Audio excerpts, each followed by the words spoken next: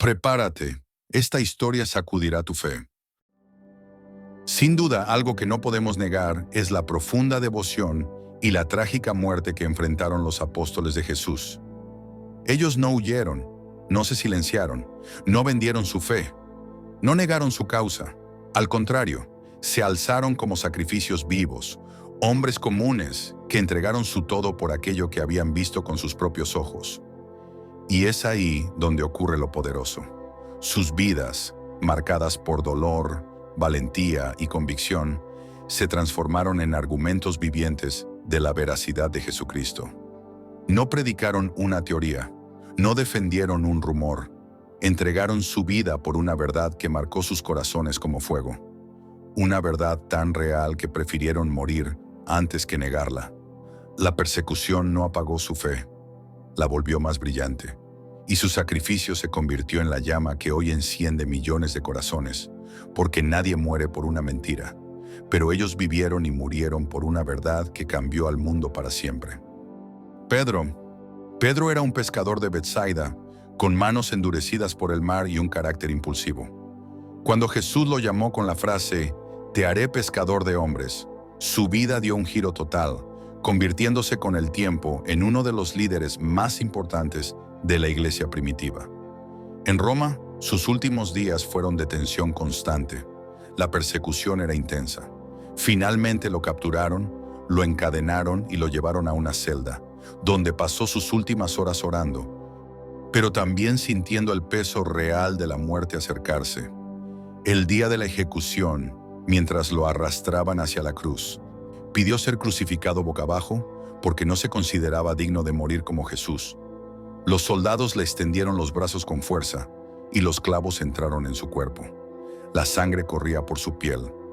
La muerte llegó lento, por asfixia y agotamiento, y así, cabeza abajo, Pedro entregó su vida, convencido de que la muerte no era una derrota, sino la última prueba de aquello por lo que había vivido. Andrés, hermano de Pedro, siempre fue más calmado. Era el que acercaba personas a Jesús, el que hablaba menos, pero entendía más. Desde aquel día en que Jesús lo llamó junto al mar, vivió con una convicción tranquila, sin necesidad de protagonismo. En sus últimos días, predicando en Grecia, comenzó a sentir que algo se movía en su contra. Rumores, miradas largas, pasos detrás de él. Sabía lo que significaba. La persecución lo había alcanzado. Finalmente, un grupo lo arrestó. Lo golpearon, lo arrastraron por calles polvorientas y lo llevaron a un lugar abierto donde la sentencia ya estaba decidida. Crucifixión, pero no lo clavarían. Lo atarían porque querían que su agonía durara más. Le extendieron los brazos y piernas en una cruz en forma de X. Las cuerdas se apretaron con un crujido áspero. Al principio solo quemaban la piel, pero con el paso de las horas comenzaron a hundirse, abriendo pequeñas heridas que se mezclaban con su propio sudor. El sol le cayó encima todo el día, secándole los labios hasta que se le partieron. Por la noche, el frío le contraía los músculos, haciéndole temblar sin control. Los pájaros bajaban y le picoteaban los pies. No podía ahuyentarlos. Su agonía se extendió por casi 2 días. Su cuerpo se rindió lentamente, como una llama que se va apagando sin que nadie sople. Y cuando su fuerza por fin se agotó, Andrés no murió derrotado. Murió sabiendo que cada herida que cargó fue la prueba final de que su vida tuvo un propósito real. Tomás siempre fue conocido como el que necesitaba ver para creer. No se conformaba con palabras. Quería pruebas, hechos, algo que pudiera tocar, y justamente esa búsqueda lo llevó lejos, predicando en lugares donde nadie lo conocía y donde el rechazo era casi seguro. En sus últimos días estaba en la India, donde algunos líderes locales lo veían como una amenaza. Lo habían advertido varias veces, pero Tomás siguió predicando, aún sabiendo que lo estaban vigilando. Una tarde, mientras caminaba por un sendero rodeado de árboles, escuchó pasos detrás de él. Cuando se dio vuelta, ya era tarde. Un grupo de hombres armados con lanzas lo rodeaba. La primera lanza lo golpeó por la espalda. El dolor fue inmediato y seco. Tomás cayó de rodillas tratando de respirar. La sangre comenzó a correrle por el costado, tibia al principio, luego fría. No gritó, solo apoyó la mano en el suelo, intentando mantenerse consciente mientras su cuerpo se rendía. Y en esos últimos segundos, mientras su vista se iba apagando, Tomás entendió algo que había perseguido toda su vida. Ya no necesitaba más pruebas. Su muerte, dura y real, fue la confirmación final de la fe por la que había vivido. Santiago el Mayor. Santiago, hermano de Juan, había sido uno de los más cercanos a Jesús. Fue uno de los primeros en dejarlo todo cuando Jesús lo llamó mientras arreglaba redes junto a su padre. Desde ese día siguió a Jesús sin medias tintas. Años después, en Jerusalén, su predicación comenzó a incomodar a los líderes judíos y a las autoridades romanas. Santiago hablaba con demasiada fuerza, con demasiada convicción. Y cuando el rey Herodes Agripa quiso enviar un mensaje a la iglesia naciente, escogió a Santiago como blanco. Lo arrestaron de madrugada. No hubo juicio real, solo una acusación rápida y una sentencia clara: muerte por espada. En sus últimas horas, Santiago fue llevado fuera de la ciudad. Las manos atadas le cortaban la circulación y podía sentir cómo cada paso levantaba polvo que se le pegaba al rostro sudado. Cuando llegaron al sitio de ejecución, lo arrodillaron sin suavidad. El soldado que lo custodió durante el camino observó algo extraño en Santiago.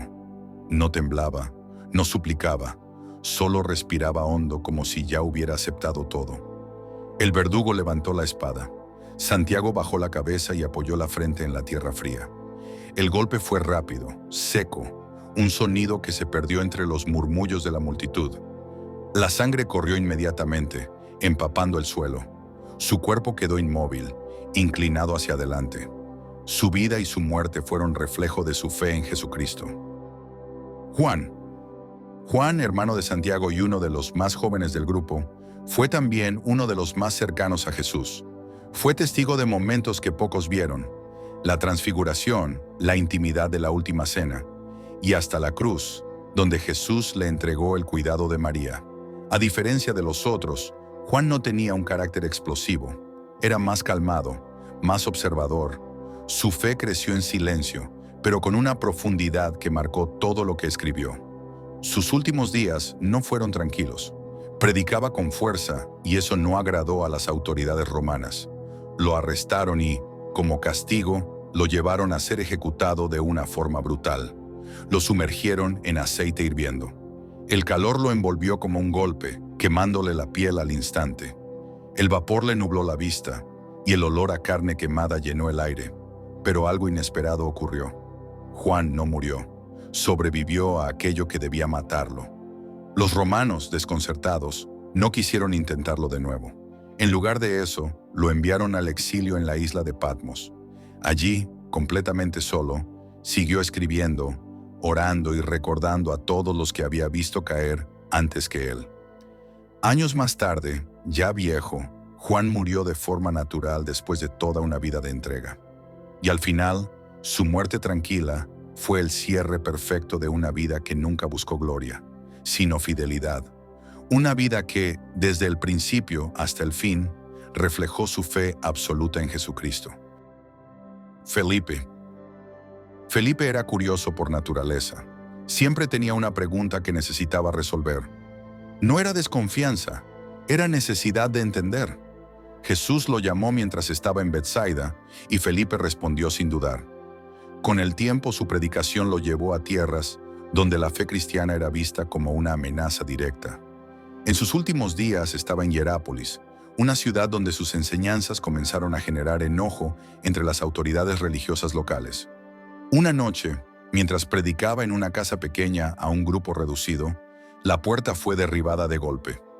Un grupo de hombres entró a la fuerza, lo amarraron de las muñecas y lo arrastraron fuera, mientras los demás huían aterrados. Felipe fue llevado a la plaza central. Lo empujaron al suelo y comenzaron a golpearlo una y otra vez hasta que apenas podía levantar la cabeza. Su boca se llenó de sangre y polvo. Luego trajeron un madero alto. Lo ataron de las muñecas y los tobillos y lo levantaron allí mismo, colgándolo como exhibición pública.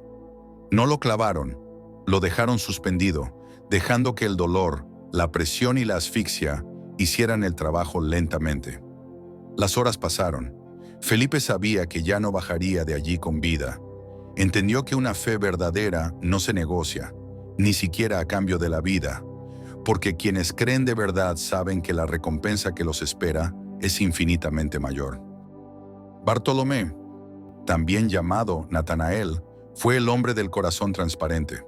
Jesús lo describió como alguien sin engaño, alguien que no fingía, que no escondía lo que pensaba. Cuando Jesús lo llamó, Bartolomé quedó sorprendido. ¿De dónde me conoces? Y esa respuesta cambió su vida para siempre. Con los años, su predicación lo llevó lejos, hasta regiones donde su mensaje era visto como una provocación directa. Sus últimos días transcurrieron en Armenia, donde su presencia generó el enojo de gobernantes locales que veían su fe como una amenaza a sus creencias y su poder. Una mañana, sin aviso, un grupo de soldados irrumpió en la casa donde se alojaba. Lo sacaron a la fuerza, sin permitirle recoger nada. Lo llevaron a las afueras de la ciudad, donde un madero y cuchillos largos ya lo esperaban. Ahí comenzó una de las muertes más crueles entre los apóstoles. Lo desnudaron y lo amarraron con fuerza. Luego, con cuchillas afiladas, comenzaron a arrancarle la piel en tiras, lentamente, buscando que sintiera cada corte. La sangre brotaba, resbalando por su cuerpo. El dolor era tan intenso que su respiración se volvía irregular, casi convulsiva. Todo su cuerpo ardía como si estuviera en llamas. Aún así, Bartolomé no gritó palabras de odio. Solo cerró los ojos, apretó los dientes y mantuvo su fe. Cuando terminó el desollamiento, lo colgaron aún vivo, dejando que su cuerpo debilitado se desangrara por completo. Bartolomé sostuvo lo único que nadie podía arrancarle: su convicción. Y en su último instante, Bartolomé entendió que la fe verdadera no depende del cuerpo que se destruye, sino de la esperanza que permanece. Porque quien cree en Cristo sabe que su recompensa es más grande que cualquier dolor que pueda tocar esta vida. Mateo. Mateo era recaudador de impuestos. Para su pueblo, eso lo convertía en un traidor. Lo miraban con rabia y desconfianza, pero Jesús lo vio distinto. Lo llamó mientras estaba sentado en su mesa de cobranzas, y Mateo se levantó sin mirar atrás. Ese día dejó la riqueza, la seguridad y la vida cómoda, para seguir a un maestro que le ofrecía algo que nunca había tenido: perdón y propósito. Años después, Mateo viajó predicando por varias regiones. Sus palabras directas, su relato claro de la vida de Jesús y su firmeza comenzaron a incomodar a autoridades locales. En Etiopía, su mensaje chocó de frente con líderes religiosos y políticos que lo veían como un peligro para el orden que controlaban. Una noche, mientras Mateo hablaba en una pequeña reunión, se escuchó un golpe en la puerta. No hubo advertencia. Un grupo de hombres armados entró y lo tomó por la fuerza. La gente que estaba con él apenas alcanzó a huir. Lo arrastraron por la calle, su espalda raspando contra la piedra áspera. Cada metro que avanzaban arrancaba piel y dejaba un rastro rojo detrás.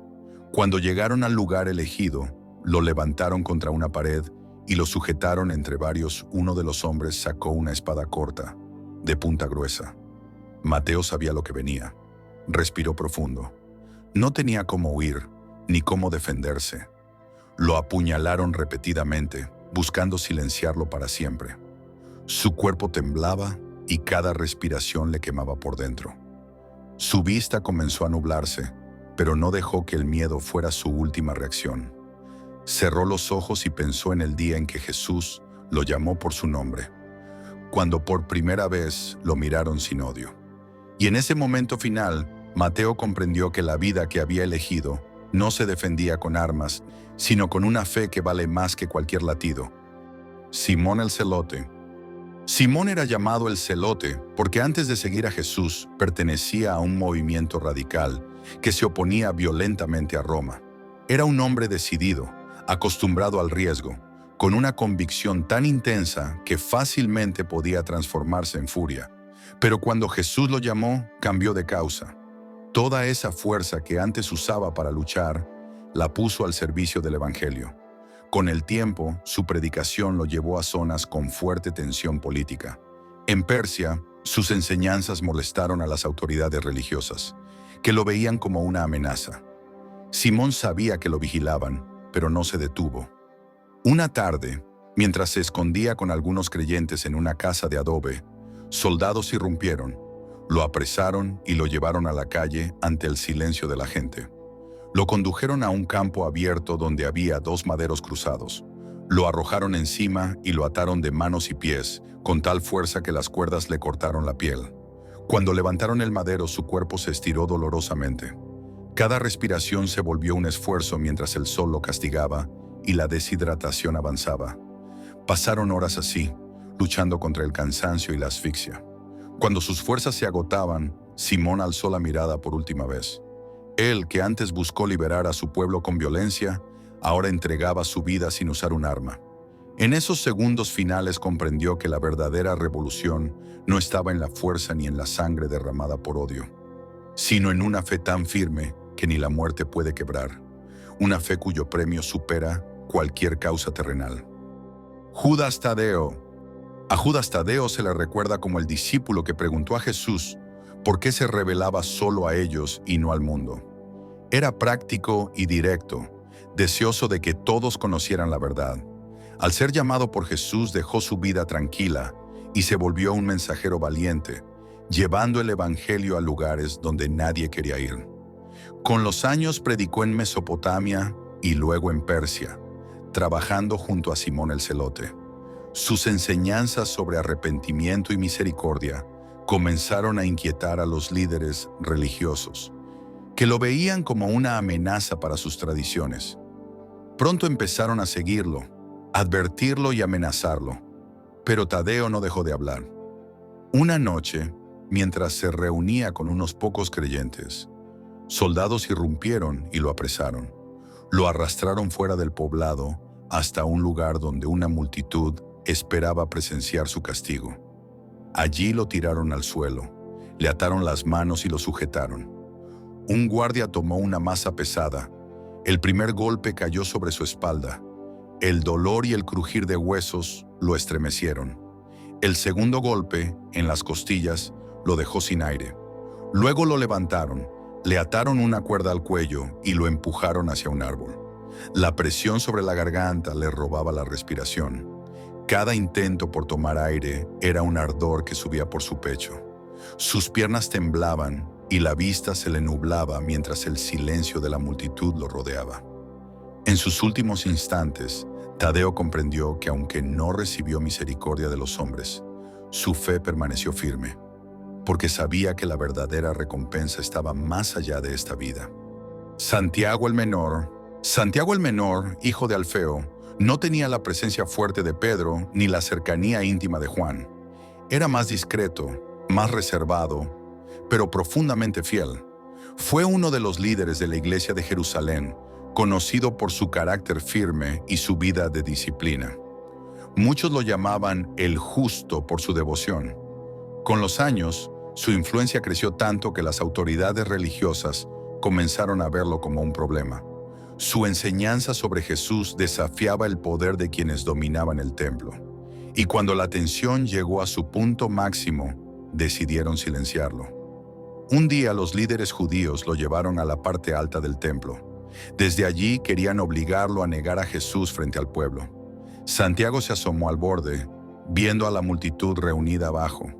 Le exigieron que dijera que Jesús no era el Mesías, pero Santiago no vaciló. Con voz firme proclamó lo contrario, que Jesús sí era el Mesías. Esa respuesta enfureció a los líderes. Sin dudarlo, lo empujaron desde lo alto. El cuerpo de Santiago cayó varios metros y golpeó el suelo con un impacto seco. Se fracturó de inmediato. Las piernas y costillas quedaron destrozadas, pero no murió. Seguía respirando, aunque cada inhalación era un dolor que le atravesaba el torso. Trató de incorporarse para orar, pero antes de que pudiera hablar, varios hombres bajaron y comenzaron a golpearlo con piedras.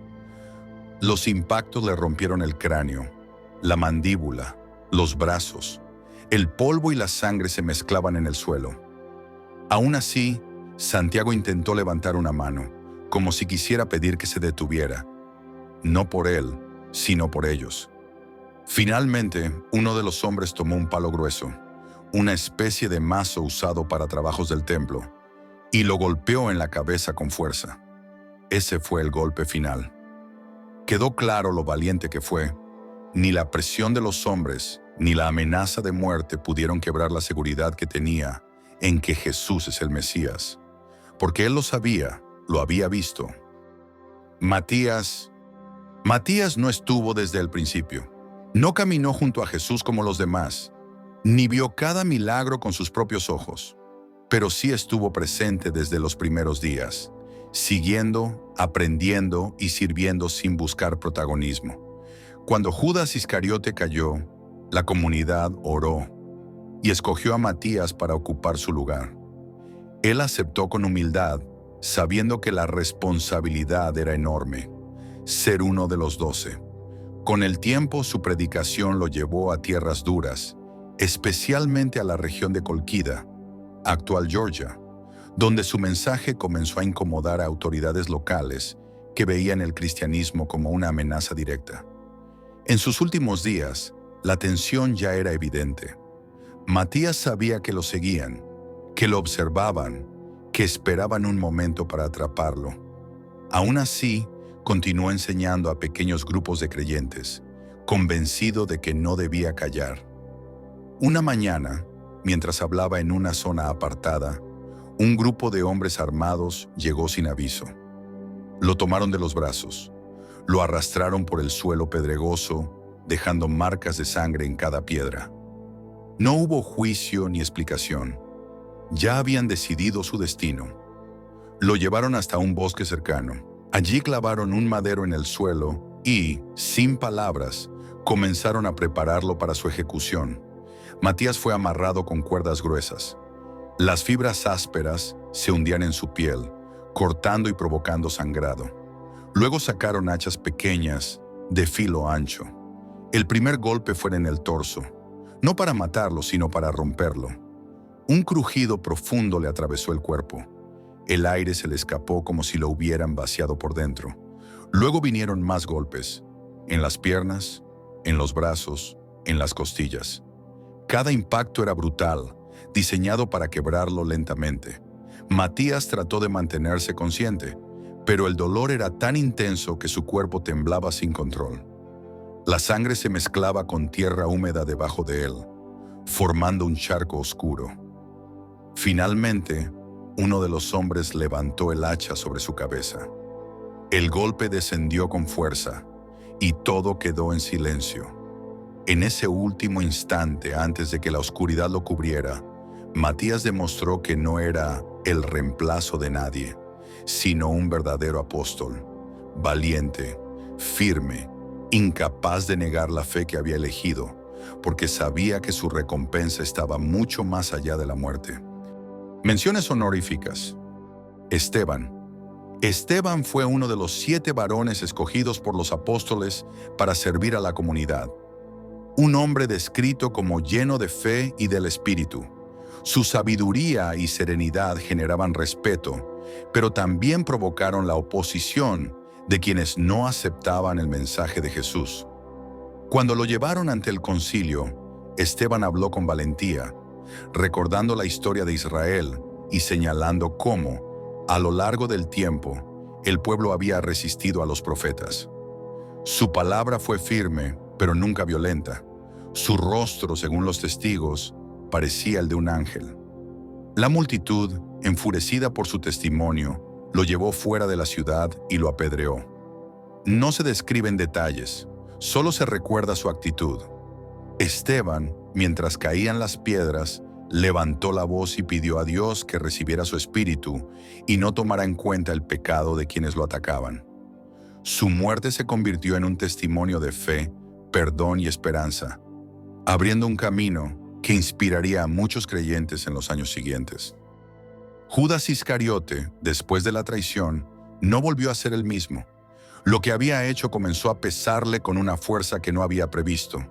Las monedas que había recibido, lejos de traerle algún beneficio, se convirtieron en un símbolo que lo atormentaba, un recordatorio del daño que había causado y de la amistad que había roto. Mientras Jesús era llevado para ser juzgado, Judas sintió que algo dentro de él se quebraba. El arrepentimiento no fue un instante breve, sino una carga que creció rápidamente, envolviéndolo por completo. En su desesperación, intentó devolver las monedas, confesando que había entregado a un inocente. Pero nadie quiso escucharlo ni responder a su angustia. Al verse solo y consumido por su culpa, Judas tomó una decisión desesperada que puso fin a su vida. La Biblia relata este final de manera sobria y sin adornos, mostrando que fue un acto impulsado por un profundo remordimiento y dolor interno. Los apóstoles no fueron héroes construidos por historias, sino hombres comunes transformados por una verdad que vieron con sus propios ojos. Su valentía no nació de la fuerza humana, sino del encuentro real con Jesús resucitado, un hecho que fue capaz de darles un propósito tan profundo que ni las amenazas, ni la tortura, ni la muerte lograron quebrantar. Ellos caminaron hacia el sufrimiento sin negar su fe, porque sabían que no estaban defendiendo una idea, sino una realidad viva. Y es precisamente ese testimonio, su devoción inquebrantable y su disposición a morir de formas brutalmente crueles, lo que sigue confrontando al mundo de hoy. Muchos llaman mentira a lo que ellos afirmaron como verdad eterna. Sin embargo, su sacrificio permanece como un grito silencioso a través de los siglos. Nadie entrega todo, ni la vida misma, por algo que sabe que es falso. Su valentía no solo reveló quién era Jesús para ellos, también revela quién Jesús puede ser para nosotros hoy.